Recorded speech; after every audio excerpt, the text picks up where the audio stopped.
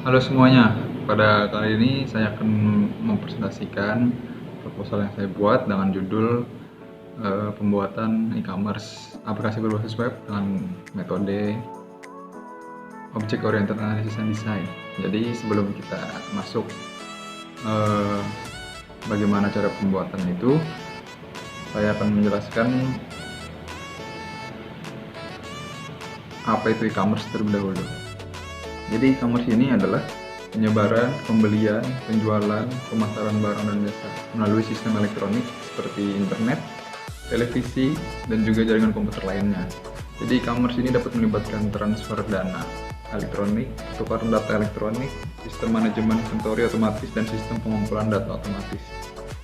Jadi e-commerce ini merupakan bagian dari e-business, di mana cakupan e-business lebih luas, tidak hanya sekedar perniagaan tetapi mencakup juga pengkolaborasian mitra bisnis, pelayanan nasabah, lowongan pekerjaan, dan lainnya. Selain teknologi jaringan World Wide Web, e-commerce juga memerlukan teknologi basis data atau pangkalan database, surat elektronik, dan bentuk teknologi non-komputer yang lain seperti halnya sistem pengiriman barang dan alat pembayaran untuk elektronik dagang ini. Jadi itu adalah penjelasan mengenai e-commerce. Kemudian saya akan menjelaskan bagaimana sih metode Object Oriented Analysis and Design ini.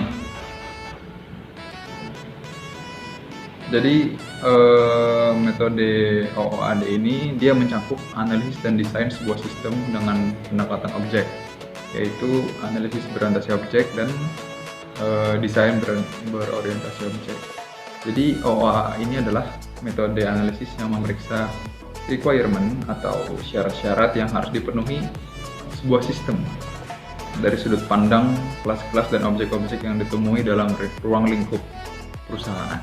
Sedangkan OOD atau Object Oriented Design itu adalah metode untuk mengarahkan arsitektur software yang didasarkan pada manipulasi objek-objek sistem atau subsistem. Jadi OOA ini dia mempelajari permasalahan dengan menspesifikasikannya atau diobservasi permasalahan tersebut dengan menggunakan metode berorientasi objek. Biasanya analisa sistem dimulai dengan adanya dokumen permintaan atau yang syarat-syarat tadi dan keperluan-keperluan tadi lakukan yang diperoleh dari semua pihak yang berkepentingan. Ya, misalnya klien, developer, dan lain-lain. Hasil analisis berorientasi objek ini adalah deskripsi dari apa sistem secara fungsional diperlukan untuk melakukan dalam bentuk sebuah model konseptual. Sedangkan OOD mengubah model konseptual yang dihasilkan dalam analisis berorientasi objek, memperhitungkan kendala yang dipaksakan oleh arsitektur yang dipilih dan setiap non-fungsional, teknologi atau lingkungan kendala, seperti transaksi through output, response time, run, waktu platform, lingkungan pengembangan, atau bahasa pemrograman. Nah, setelah kita mempelajari tadi maksud konsep dari apa itu e-commerce, apa itu OOAD juga, kita sudah paham. Kemudian kita akan masuk bagaimana sih membuat e-commerce-nya ini. Tapi saya akan di sini akan menjelaskan konsepnya saja, flowchart-nya itu. Jadi saya buat flowchart untuk user dan untuk adminnya. Jadi kalau flowchart untuk user ini, pertama itu ketika kita memulai aplikasinya, maka nanti kita akan diarahkan langsung ke halaman utama. Di halaman utama ini kita bisa menginput nama produk dan atau kita memilih kategori produk juga di pilihan search. Nah, nanti kalau misalkan produk yang kita cari itu ada, maka kita akan langsung kita akan diarahkan untuk memilih produk yang kita inginkan karena akan banyak pilihan-pilihannya nanti.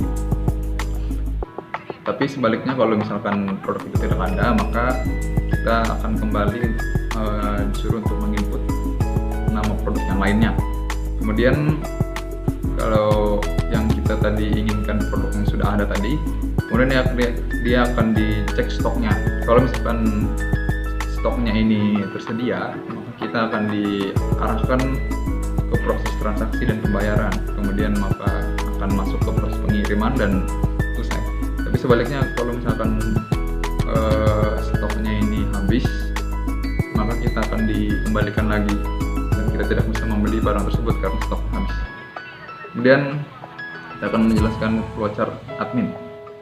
Untuk flowchart admin ini nanti ketika kita masuk di aplikasi itu adminnya ini akan diminta untuk mengisi username dan password. Kalau misalkan username dan passwordnya itu valid atau sudah betul, maka kita akan diarahkan ke halaman utama. Kalau misalkan dia tidak valid atau salah, maka dia akan kembali ke username dan password tadi dan diingatkan bahwa password atau username-nya itu salah. Jadi ketika masuk di halaman utama tadi, kita akan dipilih di sini dua pilihan. Kalau misalkan kita pilih untuk masuk di input stok barang, maka kita disuruh akan memasukkan jumlah stok, kemudian akan selesai. Tapi kalau misalkan kita tidak ingin memasukkan jumlah stok, kita akan diarahkan menuju ke cek pesanan. Kemudian kalau di cek pesanannya ini terdapat ada pesanan, maka kita akan diarahkan menuju ke halaman transaksi.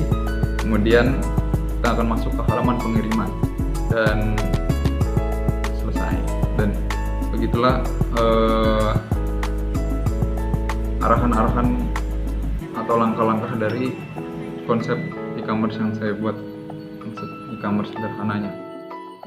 Saya mengambil judul ini mengenai e-commerce ini dikarenakan melihat pada masa sekarang ini, masa pandemi, banyak sekali pedagang-pedagang yang mengalami kerugian, bahkan terpaksa untuk menutup usahanya dikarenakan kurangnya modal untuk menjual barang-barang mereka, dan pembeli pun juga kesulitan sekarang untuk pergi ke tempat yang ada produk yang mereka inginkan karena ada aturan supaya tetap di rumah saja.